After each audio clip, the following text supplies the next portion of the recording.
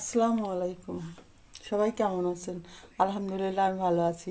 তো আজকে তো দেখুন গ্রাম থেকে টাটকা খেজুরের রস দিয়ে গেছে, তো এই রসগুলো আমরা সবাই খেয়েছি আর বাকিটুকু দিয়ে রসের পায়েস রান্না করব।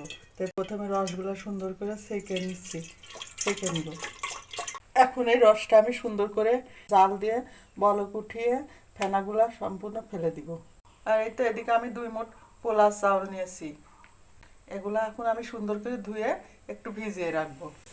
এই তো রসটা সুন্দর বলক উঠে গেছে, এখন আমি উপর থেকে এই যে ফেনাগুলা সম্পূর্ণ তুলে দিই ফেলবো।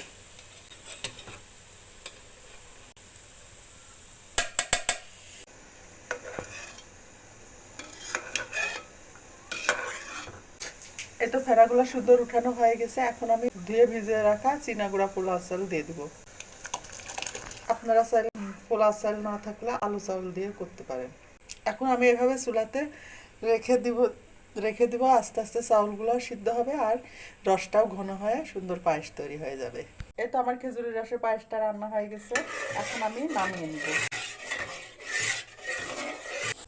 এই তো আমার রসের পায়েসটা রান্না করা হয়ে গেছে। তো আমার রান্নাটা যদি ভালো লাগে তাহলে লাইক কমেন্ট শেয়ার দিয়ে পাশে থাকবেন।